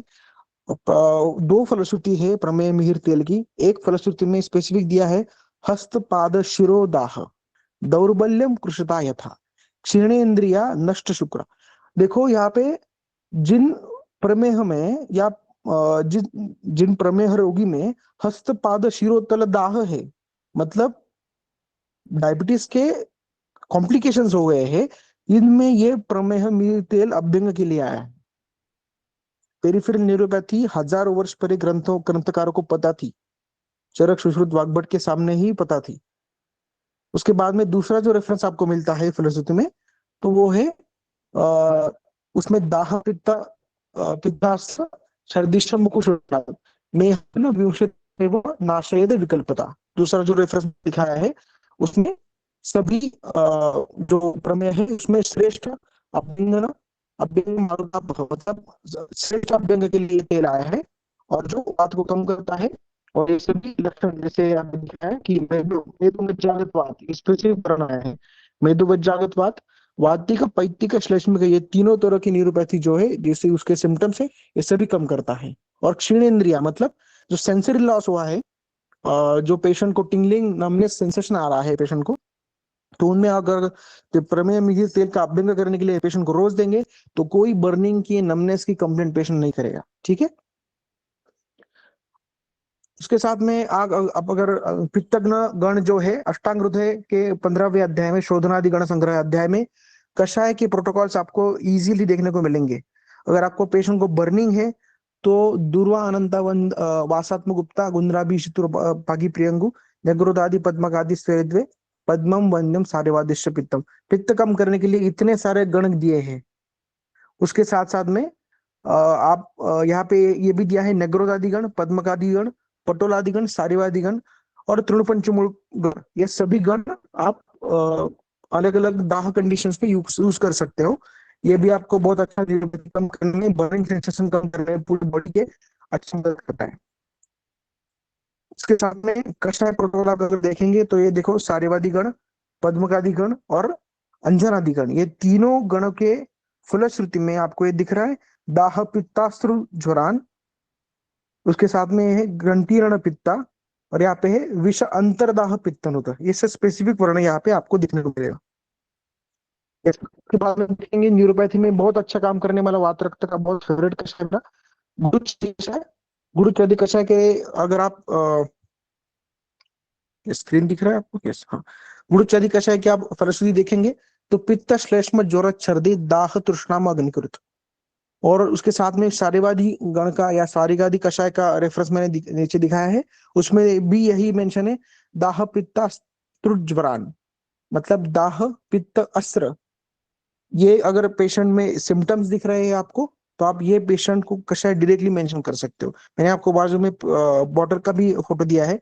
ये गुड़चदी कषाय कोप्टकल कंपनी बनाती है, वैद्यरत्न बनाती है, उसके साथ साथ सीताराम कंपनी बनाती है, बहुत सारी साउथ की कंपनियां ये कषाय बॉटल बनाती है। तो आप पेशेंट को इजीली प्रिस्क्राइब कर सकते हो, खुद भी दे सकते हो। दूसरा द्राक्षादि कषाय, ये बहुत इंपॉर्टेंट है। मूर्छा, दाह, श्रम, भ्रमम, ये फांट या हिम की तौर पर दिया जाता है, या उसका कषाय भी किया जाता है। द्राक्षादि फांट या द्राक्षादि कषाय नाम से ये फेमस है। ये भी आपको पेशेंट को उत्तम दाह शमन करने में मदद करता है। रक्तपित्त, ऊर्ध्व रक्तपित्त है, पिपासा है, कामला है और पित्त ज्वर है, तो इस सब कंडीशन में आपको द्राक्षादि कषाय का बहुत अच्छा यूज करने को मिलेगा। उसके साथ दूसरा उसका सब टाइप है ब्राह्मी द्राक्षादि कषाय। ब्राह्मी द्राक्षादि कषाय में दाक्षरी कषाय कंटेंट है, उसके साथ ब्राह्मी भी है, जलधरा है, वचा है। तो इसका उसका यूज कैसे करना है? तो 17 जिस पेशेंट में कुछ न्यूरोलॉजिकल कंडीशंस है, जैसे अस्थमा है, उन्माद है, और उस कंडीशन में दाह हो रहा है, या देखिए आप, अगर आप आपके सामने अगर ऐसा पेशेंट आया, वो पित्त का दाह, उसके साथ में अगर उसको कुछ मनोविकृति है, मज्जा की विकृति है, तो आप ये पेशेंट को ब्राह्मी द्राक्षादि कषाय बहुत अच्छे तरीके से प्रिस्क्राइब कर सकते हो। इसका इसका वहां पे रिजल्ट आपको अच्छा मिलेगा। इपिलिप्सी हो गया, इंसेनिटी हो गया, पित्त दाह, या उसके साथ साथ ये मनोविकार के अगर लक्षण हो गए, तो ये हम लक्षण दे सकते हैं कषाय। उसके साथ त्रायंत आदि कषाय का रेफरेंस मिलता है हमें। ये सब मैंने कषाय सहस्त्रयोगम जैसे बुक्स में, अलग अलग बुक्स के भर के उसके रेफरेंस निकाल के उसकी फलश्रुति निचोड़ के आपको दिखा रहा हूँ। ये कहीं भी आपको ये रेडीमेड नहीं मिलेगा। इसका स्क्रीनशॉट निकाल सकते हो, मैं ये पीडीएफ भी या लेक्चर भी बाद में दूंगा आपको। तो ये आप डायरेक्टली यूज करने के लिए कषाय आपके सामने त्रायंत आदि कषाय, ये भी न्यूरोपैथी में बहुत अच्छा काम करता है। इसके बाद में क्षीरबाला तेल, सहस्त्रपाकी क्षीरबला या शतपाली क्षीरबला, ये दोनों तरीके से क्षीरबला आपको अवेलेबल होता है मार्केट में। तो वातास्त्रुक रोगन, मतलब वातरक्त के जो सभी रोग हैं, ये सभी जाते हैं। जीवन ब्रूहण शुक्र दोष नाशक ऐसे बताया इसको। रसायनम इंद्रियाणाम प्रसादनम, मतलब सभी जो इंद्रिय उसको प्रसादन करने में ये बहुत अच्छा काम करता है। इसलिए क्षीरबला तेल का अभ्यंग और पादाभ्यंग, अगर पेशेंट पूरे वात की सिम्टम्स आपके सामने लेके लेके आ रहा है, या वात के सभी सिम्टम्स पेशेंट के सामने है, या वात पित्त के सिम्टम्स है, तो क्षीरबाला तेल का अभ्यंग और पादाभ्यंग आप पेशेंट को डेली करने के लिए दे सकते हो। केशर गुग्गुल, गुग्गुल कल्पना में बहुत इंपॉर्टेंट गुग्गुल है यहाँ पे। तो उसमें मेघाश्च मंदारिश्च विबृंदानम प्रमेह पीड़िकाशनाशनतो, ऐसा बताया है। प्रमेह पीड़िका में एक स्पेसिफिक गुग्गुल का वर्णन की कभी आपने प्रस्तुति देखी थी क्या? मुझे लगता है बहुत सारे स्टूडेंट्स, एक पेशेंट, मतलब हम कैशोर गुग्गुल तो देते हैं पेशेंट को, मगर हमें पता नहीं होता कि प्रमेह पीड़िका में स्पेसिफिक कैशोर गुग्गुल आया है। ठीक है, तो प्रमेह के उपद्रव, तो अगर आप डील कर रहे हो, प्रमेह के उपद्रव के तौर के आप न्यूरोपैथी डील कर रहे हो, तो केशर गुग्गुल ये आपका प्राइम ड्रग ऑफ चॉइस होना चाहिए। उसके साथ साथ में 3 द्रष्टोदिया बहुत इंपॉर्टेंट है, ये मिस मत कीजिए। मौक्तिक भस्म, चंद्रकला रस और कामधुता रस, मैंने इसकी फलश्रुति आपको जस्ट हाईलाइट करके दी है। मौक्तिक भस्म की फलश्रुति में दाहग्नम मौक्तिकम मतम ऐसा रेफरेंस है। चंद्रकला रस के फलश्रुति में बहुत यूज करता हूँ, चंद्रकला रस बहुत इंपॉर्टेंट रस है। आप सभी दाह के कंडीशन में, मूत्र दाह हो गया, पादतल दाह हो गया, सभी दाह में बर्निंग में ये यूज कर सकते हो। ये देखो इसका फलश्रुति कितना कितना एक्सलेंट है। सर्वपित्तम गदध्वंसी वात पित्ता गदापहा, अंतर्बाह्य महादाह विध्वंसम महागना, ग्रीष्म काले शरत काले विशेषण पश्यते। मतलब जो अभी ग्रीष्म काल चल रहा है और शरत काल आने वाला है, अक्टूबर हीट, इस स्पेसिफिक कंडीशन में शरीर में उष्मा बढ़ता है, वहां पे चंद्रकला रस का प्रयोग बताया गया है। कौन से कल्प में ऐसे ऋतु के हिसाब से आपको कंडीशंस बताई है? कितने लोगों को पता है? हमें नहीं पता होता, क्योंकि हम फलश्रुति पढ़ते ही नहीं है, हमें पता ही नहीं होता ऐसा कुछ दिया है ग्रंथ में। ठीक है, तो ग्रीष्म काल और शरद काल में स्पेसिफिक वर्णन आया है कौन से काल में यूज करने हैं। तो ये चंद्रकला रस का रेफरेंस है। और कामधुता रस में भी है, जीर्ण ज्वर भ्रम उन्माद पित्त रोगेशु सस्यते। जब भी सब पित्त रोग में आप कामधुता रस दे सकते हो। मैंने उसके मेडिसिन के विजुअल्स यहाँ पे दिखाए, आपको दिख रहे हैं शायद। यस, मौक्तिक भस्म कौन सी कंपनी का लो ये इंपॉर्टेंट नहीं है, मैं ये कंपनी का यूज करता हूँ यहाँ पे, इसलिए मैंने डिस्प्ले किया है किशोर का। मौखिक बस में यूज कर सकते हैं आप, ये कॉम्बिनेशन में यूज करना है। दूसरा चंद्रकला रस यूज करते हैं, बहुत इंपॉर्टेंट है, बहुत यूजफुल है। एक्सलेंट रिजल्ट है, आपको 7 दिन में पेशेंट बताएगा सर ये सब मैंने, सब सिम्टम मैंने मेरे 2 पेशेंट कैंसर के लिए, दोनों पेशेंट में, मतलब एक यूट्रस का कैंसर है और एक नेफ्रोटिक सिंड्रोम जैसा है उसका, उसको भी मैंने, नेफ्रोटिक सिंड्रोम भी है और कैंसर भी है दूसरा, उसमें चंद्रकला रस में अच्छा यूज कर रहा हूँ कि बहुत अच्छा रिजल्ट है उसका। दूसरा कामधुता रस आपको सभी को पता है, ये आप पेशेंट को यूज कर सकते हो डायरेक्टली। उसके साथ साथ में कौन से आसव अरिष्ट यूज करने हैं? तो उशिरासव, चंदनासव और परिपाठादि काढ़ा, ये 3 आसव अरिष्ट आप दाह कंडीशन में पेरिफेरल न्यूरोपैथी में यूज कर सकते हो। तो उशिरासव के रेफरेंस में यहाँ पे आया है रक्त पित्त विनाशनाम, कुष्ठ प्रमेहाश्च कृमि नाम शोथस्तथा, मतलब प्रमेह और रक्तपित्त ये दोनों कंडीशन है। और दूसरा पेशेंट में पित्त बड़ा है तो आप उशिरासव यूज कर सकते हो। चंदनासव के फिलोसफी में तो डायरेक्टली ये आया है चंदनासव इत्येष शुक्रमेह विनाशनम। शुक्रमेह में कौन सा आसव अरिष्ट आया है, स्पेसिफिकली चंदनासव का रेफरेंस है। और परिपाठादि कषाय, परपटकादि कषाय स्यात् पित्त ज्वरापहम दाहो तृष्णा अरुचिश्च हरते सद्य वही। पेशेंट को जीर्ण ज्वर की संप्राप्ति है, पेशेंट को बहुत जलन हो रही है, संपूर्ण शरीर में दाह है, हस्त पाद तले दाह है। इस कंडीशन में आप आंखें बंद करके परिपाठादि यूज करेंगे, परिपाठादि कषाय यूज करेंगे, तो आपको इजीली रिजल्ट मिलने वाले हैं। कुछ नहीं है, मतलब आप अच्छा निदान पढ़ो ग्रंथ में से, और अच्छी चिकित्सा सूत्र पढ़ो, अच्छे कल्प पढ़ो, आपको इजी चिकित्सा आ जाएगी। मतलब कितना ग्रंथकार ने और इजी करके देना है हमें, कि सभी ग्रंथ में फलश्रुति में सभी दिया है, अगर ये सिम्टम है ये डिसीज के तो ये कल्प दे दो, दैट्स इट, इतना सिंपल है। उशिरासव, चंदनासव और परिपाठादि काढ़ा, ये तीनों मार्केट में अवेलेबल है। आप कभी भी पेशेंट को कैसे यूज कर सकते हैं। इनमें मेजर में ज्यादातर मैं परिपाठादि का यूज करता हूँ, कुष्ठ में भी ज्यादा यूज करता हूँ, वातरक्त में भी यूज करता हूँ, और जीर्ण ज्वर की संप्राप्ति में मैंने अभी एक फिलहाल पाल्मोप्लांटर सोरेसिस का सक्सेस स्टोरी डाला था इंस्टाग्राम पे, आपने देखा होगा तो। उसमें मैंने परिपाठादि काढ़ा थर्ड स्टेज में यूज किया है। मैंने कैसे यूज किया है मैं आपको बाद में बताऊंगा, मगर परिपाठादि काढ़ा का जीर्ण ज्वर में मैंने उसको यूज किया है, और एक्सीलेंट रिजल्ट, 1 महीने में उसको अच्छा रिजल्ट आया है। ठीक है, उसके साथ साथ में शतावरी घृत, महातिक्त घृत, पंचतिक्त घृत, अभी 5 मिनट रहेगा, मतलब 5 मिनट में सम अप करूंगा। शतावरी घृत, शतावरी घृत के भी स्वर स्थिति में आया है वात शोणित नाशनम, देखो। दूसरा महातिक्त घृत में आया है विस्फोट काम स उन्माद कामला ज्वर कंडुम। और तीसरे उसमें भी ये वातास्त्रुक पांडुरोग का, मतलब वात रक्त में यूज करना है।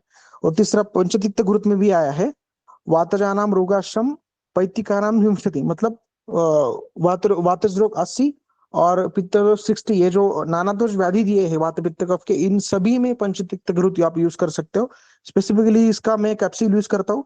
कैप्सूल या मतलब 5 ml या 1 टीस्पून अगर आप पेशेंट को देंगे सुबह, मतलब रसायन काल में, तो ये बहुत अच्छा यूज करता है। तो ये शतावरी घृत, दूसरा महातिक्त और पंचतिक्त घृत का मैं यहाँ पे फिजिलाइजेशन दे रहा हूँ। ये सभी घृत मिलते हैं मार्केट में, वैद्य रत्नम कंपनी के अच्छे मिलते हैं, कोटकल कंपनी के मिलते हैं अच्छे से, आप डायरेक्टली उसको परचेस करके पेशेंट को दे सकते हो। चरक में आया है दाह प्रशमन गण। चरक दशमान ये जो गण है, चरक सूत्र स्थान का 4th अध्याय, 4था अध्याय, इसमें दाह प्रशमन गण का उल्लेख आया है। इस दाह प्रशमन गण के टैबलेट्स भी अवेलेबल है, उसका सिरप भी अवेलेबल है। दाह प्रशमन गण के सभी द्रव्य अगर आप मिक्स करके दे सकते हो तो भी दिया तो भी चलेगा, ठीक है। तो ये सभी हस्तपाद तल दाह या बर्निंग न्यूरोपैथिक प्रोटोकॉल में आप इसको डायरेक्टली यूज कर सकते हो। उसके साथ ये मैं बहुत मेरी इंपॉर्टेंट स्लाइड में बता रहा हूँ आपको, दाह प्रशमन गण धातु स्पेसिफिक ट्रीटमेंट ग्रंथ में आई है। देखो, किसको पता था ये दाह प्रशमन गण की स्पेसिफिक धातु की कौन से द्रव्य यूज करने, ये आपको बताया है। रसक्षय है या रस धातु में दाह है तो प्रवाल मुक्ता मौक्तिक वासा और दुग्ध यूज करना है। रक्त में अगर दाह है तो सारिवा दुर्वा रक्त चंदन नीलकमल यूज करना है। मांस में दाह है तो द्राक्षा तिल मधु को यूज करना है। मेद धातु में दाह है तो गुड़ची यूज करना है, भूनिम्ब चंदन यूज करना है। अस्थि मज्जा में दाह है तो प्रिया लाजा गुड़ची अम्लक यूज करना है। अगर आप अभी अभी आपको कोरिलेट हो रहा है, तो मैं ज्यादातर वात रक्त की बात कर रहा था, पित्तावृत्त की बात कर रहा था, उसमें अस्थि मज्जा का ही क्षय है, अस्थि मज्जा का ही क्षय है। और पेरिफेरल न्यूरोपैथी के सभी सिंड्रोम इसी स्पेक्ट्रम में आते हैं। उसमें ज्यादातर यूज करने वाला जो द्रव्य है आपके सामने गुड़ची है, और वो वात रक्त परम बताया गया है। और शुक्र क्षय में शतावरी नवनीत और घृत का वर्णन आया है। उसके बाद में आपको ये द्रव्य में दिखा रहा हूँ, ये इसका मतलब ये सभी का डॉन है। सभी दाह कंडीशन में गुड़ुची का इस्तेमाल होना ही चाहिए, ऐसा हमारा मानना है। एक तो ये तिक्त है, तिक्त शीत है, शमन करने वाला है। दूसरा है ये वात शोणी का प्रमुख द्रव्य है। तो गुड़ुची का आप सोरस यूज करो, चूर्ण यूज करो, कलकवात कुछ भी यूज करो, वात शोणित में ये ज्यादातर कारीगर है। गुड़ुची का रसायन की तौर पे आप यूज कर सकते हो लॉन्ग टर्म में। मैं गुड़ची का खुद स्वरस यूज कर सकता हूँ, करता हूँ पेशेंट जिन पेशेंट में न्यूरोपैथी है, बर्निंग सेंसेशन है, तो उसको बिफोर मील या रसायन काल में 30 ml गुड़ची स्वरस देने को बोलता हूँ। कोई भी कंपनी का मिले, खुद अच्छा गुड़ची का उसको कार्ड मिले तो भी अच्छा है, और नहीं तो मैं गुड़ची सत्व का यूज करता हूँ कॉम्बिनेशन में। और केशर गुग्गुल का प्रमुख द्रव्य गुड़ची है। तो आप अगर तिक्त रोगी की लिस्ट निकाले, अगर वात रक्त की लिस्ट निकाले, तो वात रक्त में प्रमुख द्रव्य गुरुची बताया है, तो इसलिए गुरुची का यूज आपको करना ही करना है पेरिफेरल न्यूरोपैथी, क्योंकि वो रसायन है, वो वातशोणित में काम करने वाला है, वो पित्त रसात्मक है, वो पित्त शमन करने वाला है, ठीक है। तो ये सभी उसके पैरामीटर्स और कई भी पैरामीटर्स है गुडुची के, वो सभी हम ये पेरिफेरल न्यूरोपैथी कम करने में यूज कर सकते हैं। उसके साथ पथ्य चिकित्सा में दाह के पथ्य बताए हैं। दाह चिकित्सा अध्याय जो वैशेष रत्नावली में वर्णित है, चक्रदत्त में वर्णित है, उसमें दाह के पथ्य बताए हैं। शाली, षष्टिक, मुद्ग, चणक, शतदौत घृत, दुग्ध, नवनीत, उसके साथ कुष्मांड, पनस, दाड़िम, ये सब चीजें। उसके साथ शतदौत घृत, ये भी पथ्य में बताया है। और दाह में अपत्य जो है, विरुद्धान्न है, क्रोध विकार विदारण है। तक्र, देखो, तक्र ये दाह में नहीं पीना है। दाह चिकित्सा में तक्र का निषेध है। पेशेंट को तक्र देना नहीं है आप। पेशेंट अगर संपूर्ण शरीर दाह है, तक्र पी लो, ऐसा कुछ नहीं है। तक्र उष्ण है गुण में, तो तक्र, तांबूल, मधु, रामठ, ये सब चीजें बंद करनी है पेशेंट की, या कम करनी है, ठीक है। अभी हम सिंपल देखेंगे कि माइलिन शीथ रिपेयर का अगर हम बात कर रहे थे मॉडर्न पर्सपेक्टिव से, उसमें बला, अति बला, अश्वगंधा, तिल तेल ये काम करता है। ये रिसर्च बेस में रिसर्च बता रहा हूँ आपको। एंटी इन्फ्लेमेटरी कैटेगरी में जो रिसर्च हुआ है, तिक्तरस के द्रव्य जो है, शोथग्न है, पित्त है, जैसे महातिक्त घृत हो गया, ये इन्फ्लेमेशन कम करने में मदद करते हैं। एंटीऑक्सीडेंट और रसायन कर्म जो करते हैं वो आंवले की, गुड़ची, अश्वगंधा। उसके साथ सर्कुलेशन इंप्रूवमेंट करने के लिए उद्वर्तन है, अभ्यंग है, पीजीचिल है, मैंने आपको पहले ही बताया था। सर्कुलेशन इंप्रूव करना, वो माइक्रो सर्कुलेशन जो है वो, ये प्रोटोकॉल आप डायरेक्टली यूज कर सकते हो। नमनेस डोमिनेंट, अगर कफावृत बात है तो रुक्षण करना, बुनिम्बादी, गुरुचि सत्व, उद्वर्तन। उसके साथ में अगर बर्निंग का प्रोटोकॉल है तो उसमें महावंजिष्ठादि कषाय, महातिक्त घृत अभ्यंतर, क्षीरधारा, पिजिचिल, मधुतैलिक बस्ती। मिक्स न्यूरोपैथी का कंडीशन है तो उसमें गुड़ुचादि कषाय वगैरह आप यूज कर सकते हो, ठीक है। यस। दूसरा, डायबिटिक फूड केयर, प्रिवेंशन बहुत करना इंपॉर्टेंट होता है। प्रिवेंशन क्योंकि अगर डायबिटिक फूड है, मतलब पेरिफेरल न्यूरोपैथी है, अगर उसको इंजरी होती है तो डायबिटिक फूड में कन्वर्ट होता है, फिर अल्सर में कन्वर्ट होता है, एम्पुटेशन की तरफ जाता है, तो उसको हम रिवर्स कर सकते हैं। अभ्यंग करना, वातर द्रव्यों से उद्वर्तन करना, उसके साथ धारा करना, क्षीर धारा करना, ये बहुत इंपॉर्टेंट है, लेपन करना। यस, इंटीग्रेटिव मेडिसिनल अप्रोच, ये रिसर्च की पॉइंट ऑफ व्यू से थोड़ा सा रिसर्च रेफरेंसेस है यहाँ पे। यस, अभी हमें क्या इंपॉर्टेंट याद में रखना है, पहले तो दोषा आइडेंटिफाई, कौन सा डोमिनेंस है, कौन सा दोष बड़ा है ज्यादा, वात बड़ा है ज्यादा, पित्त बड़ा है, कफ बड़ा है, कौन से लक्षण ज्यादा है, सुक्ति ज्यादा है क्या, दाह ज्यादा है क्या। दूसरा, रुक्षण करना है स्नेहन से पहले। कोई भी पेशेंट को अगर हम अभ्यंतर स्नेहपान करते हैं तो उसका आमपाचन होना जरूरी है, तो उसका थोड़ा रुक्षण करना है। बहुद्रोष अवस्था जो है, अगर क्लेद है, आम है, तो वो कम करना है, फिर घृत का पान करना है, स्नेह का योग करना है। उसके साथ लॉन्ग टर्म रसायन जो है वो हमें इस सभी पेशेंट में देना होता है। दोष दुष्ट की जो नेवर एंडिंग साइकिल है, दोष दुष्टि की, तो वो हमें कट करने के लिए रसायन का महत्व है। और ग्लाइसेमिक कंट्रोल कभी यूज नहीं करना, मतलब पेशेंट में कभी भी अगर हम आयुर्वेद की तरफ से भी अगर ट्रीट कर रहे हैं पेशेंट को, तभी भी हम जो ग्लाइसेमिक पैरामीटर्स है, जो ग्लूकोज पैरामीटर्स है, मतलब HbA1c हो गया और कोई है, तो हम ये प्रमेय मास्टर क्लास जो ये सीरीज है, ये इसमें हम ये पूरा डिटेल में सीखने वाले हैं कि ये पैरामीटर्स कैसे यूज करने हैं, कितना यूज है उनका, कितना नहीं है, हम कितना उसको महत्व देते हैं, ये सभी उसमें हम देखने वाले हैं। तभी मैं आपको बता रहा हूँ कि हम कैसे यूज करेंगे इसमें।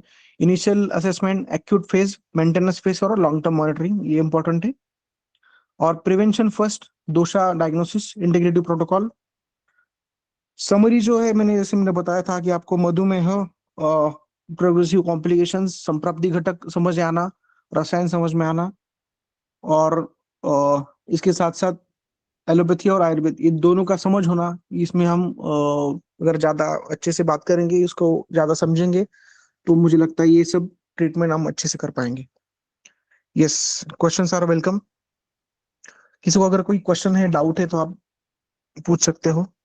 और जो मैंने बताया कि हमारी जो अभी सीरीज इस महीने से हो रही है, प्रमेह मास्टर क्लास सीरीज, तो इसमें जिसको पार्टिसिपेट करना है, वो सीरीज जब ज्वाइन करनी है, वैद्य महेश ठाकुर सर खुद उस सीरीज में प्रेजेंट रहेंगे। वो खुद हमें मार्गदर्शन करेंगे, और उनके मार्गदर्शन से बाकी हम सब 5-6 वैद्य उसमें हम सभी एक एक टॉपिक लेके उसको डिकोड करेंगे, डिटेल में डिकोड करेंगे। जैसे द्रव्य के लिए एक सेपरेट लेक्चर होगा, रसकल्प के लिए सेपरेट लेक्चर होगा, उसकी संप्राप्ति समझने के लिए सेपरेट लेक्चर होगा, पंचकर्म इन प्रमेय सेपरेट लेक्चर है। तो अगर आपको ये सीखना है तो आप ये जरूर ज्वाइन करिए, मैं इसका लिंक ग्रुप में भेज रहा हूँ। Okay, yes. तो यस, आपको एक लेक्चर कैसा लगा आप वैसे भी बता सकते हो।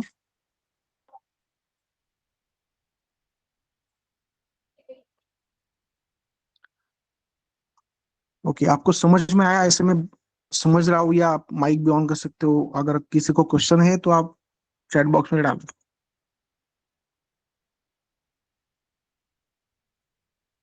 यस, रेफरेंस ऑफ धातु स्पेसिफिक ट्रीटमेंट, यस, मैं आपको वो भी शेयर कर दूंगा।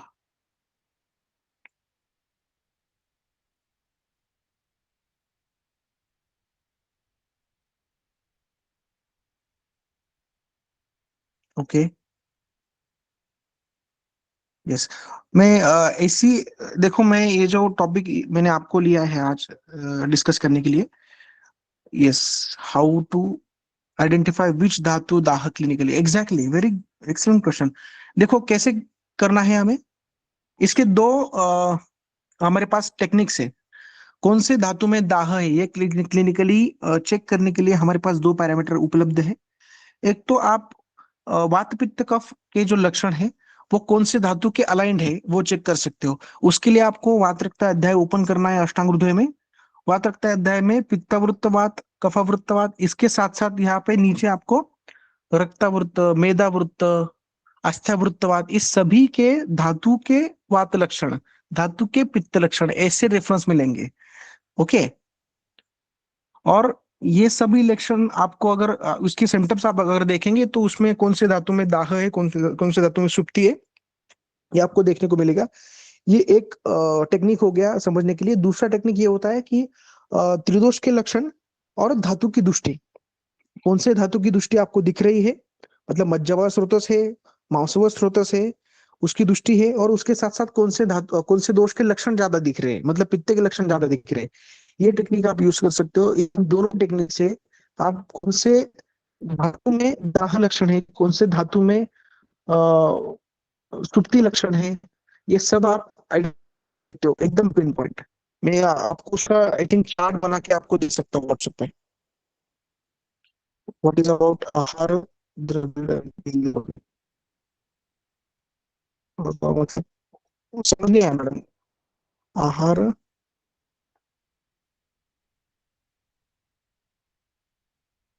आप माइक ऑन कर से बता सकते हो मैडम, मतलब आप कहना क्या चाहते हो।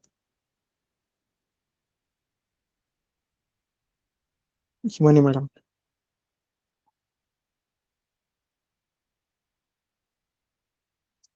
Okay, hello. यस, यहाँ पे अगर हाँ, यस मैडम। हाँ, मुझे ये पूछना था कि डायबिटीज में आहार का बहुत इम्पोर्टेंट होता है, तो स्पेसिफिक कुछ आहार का मतलब कुछ गण या कुछ yes yes yes specific protein या ऐसे आयुर्वेद के हिसाब से कुछ मार्गदर्शन यस होगा? यस यस यस यस है इसमें। देखो अब आज का सेशन जो हम ले रहे थे वो डायबिटिक न्यूरोपैथी में था, उसमें दाह लक्षण या बर्निंग फिट की तरफ हम ज्यादा फोकस कर रहे थे। उसमें दाह में अपथ्य और अपथ्य मैंने आपको स्क्रीन पे बताए हैं, इस पीपीटी में आपको मिल जाएंगे वो। दूसरा ओके। जो आप बता रहे हैं कि प्रमेह, एक्चुअल प्रमेह अगर है या मधुमेह है, उसमें कौन सा आहार लेना चाहिए, तो उसका जो पूरा एक सेशन है, कंप्लीट सेशन हम इस महीने में जो प्रमेय मास्टर क्लास सीरीज लेने वाले हैं उसमें एक दिन का पूरा सेशन पथ्य अपत्य पे ही है। ओके, उस, क्योंकि हाँ, उस लेक्चर, उसी से हाँ, ज्यादा कंट्रोल हो सकता है तो न्यूरोपैथी हम अवॉइड कर सकते हैं। एग्जैक्टली एग्जैक्टली, वो बहुत की पॉइंट है। इसलिए हमने इस सीरीज में वो जो लेक्चर रखा है उसमें एक दिन पूरा बस पथ्य और अपत्य के लिए है। मैं आपको स्क्रीन पे अगर दिखा रहा हूँ तो आपको दिख जाएगा, मैं जस्ट ट्राई कर रहा हूँ। यस, हमारे पास वैद्य मनीषा डॉक्टर मैडम है, मैं आपको ये स्क्रीन दिखा रहा हूँ, शायद दिख रही है आपको। यस, यस, तो यस। ये हमारा जो लेक्चर है ना, तो ये पथ्य और योग इसी पे ही है हम्म। एक लेक्चर पूरा। तो एक सेशन हम पूरा उसमें ही लेने वाले हैं कि पथ्य कौन से देने हैं पेशेंट को, अपथ्य क्या कर रहा है पेशेंट, और कौन से योगा या योग के प्रकार हम प्रमेय के लिए यूज कर सकते हैं पेशेंट को। Yes. ओके, तो आप ये थैंक यू। लेक्चर सीरीज जरूर अटेंड करिए। इसमें ये मैं वही बता रहा हूँ कि ये पूरा एक एक दिन का पूरा डिटेलिंग है। मतलब द्रव्य के ऊपर, कषाय के ऊपर एक पूरा दिन है। दूसरा, रसकल्प कौन से यूज करने हैं, कैसे यूज करने हैं प्रमेय में, इसके लिए पूर्ण एक लेक्चर हम ले रहे हैं। तो आई थिंक उसमें हम ज्यादा सीख पाएंगे ऐसा मुझे लगता है। Yes. Okay, thank you. Yes. Yes, we have protocol about supti daha for, please elaborate needling pain sensation peripheral neuropathy. Yes.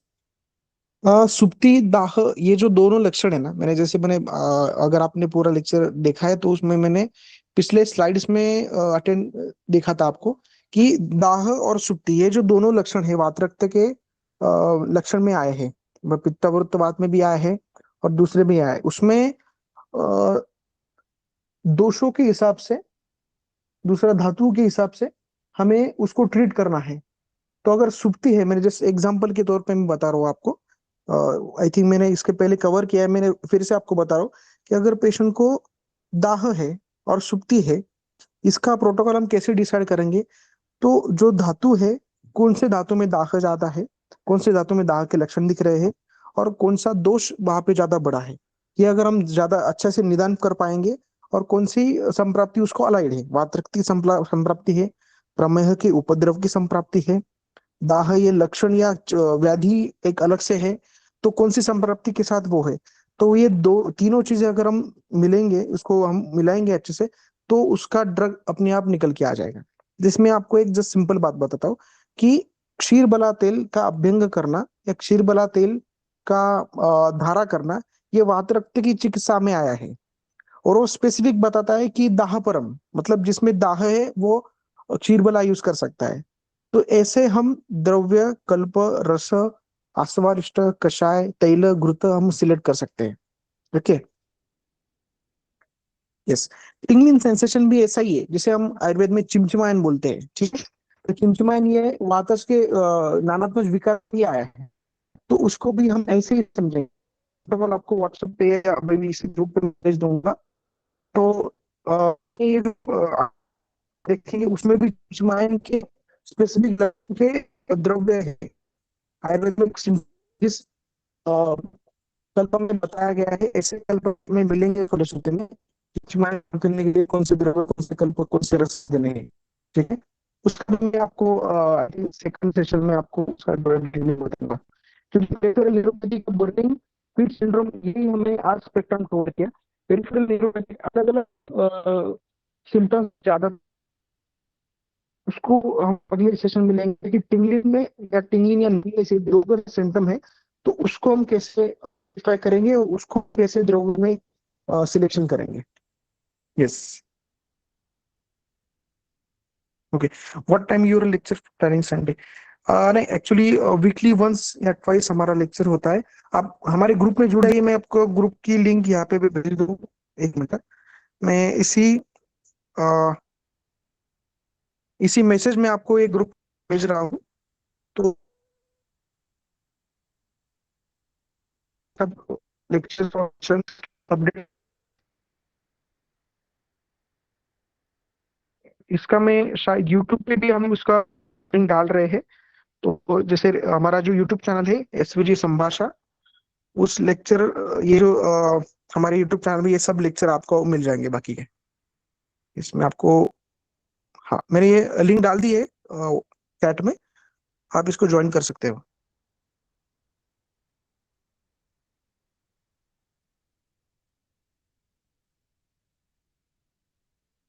Okay. मैं ये आपको पूरा लेक्चर हम कर रहे हैं, जल्द से जल्द यूट्यूब के हमारे सीरीज में डालेंगे।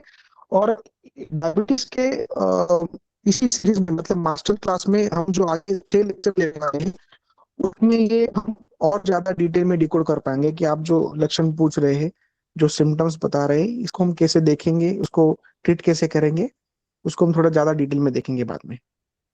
यस। किसी को और कोई क्वेश्चन है? ओके। तो ठीक है, आप जो ग्रुप में नहीं है तो वो ग्रुप में जुड़ जाए। और हम अगले हफ्ते मिलेंगे और एक लेक्चर के साथ में। तो इसी तरीके से हम एक सिम्टम, एक लक्षण को लेके उसको डिटेल में एलोबरेट करेंगे।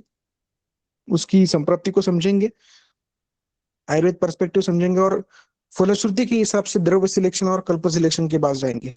तो मुझे लगता है हम अगर ऐसी स्टडी करेंगे, ऐसी पढ़ाई करेंगे, तो हम ज्यादा से ज्यादा अच्छे पेशेंट्स अच्छे कर पाएंगे, रिजल्ट दे पाएंगे और हमारा कॉन्फिडेंस भी ज्यादा बिल्ड होगा। Yes, thank you very much. और आप ग्रुप में जुड़े रहिए, मैं आपको बाकी का अपडेट वहां पे दे दूंगा। Thank you, good night.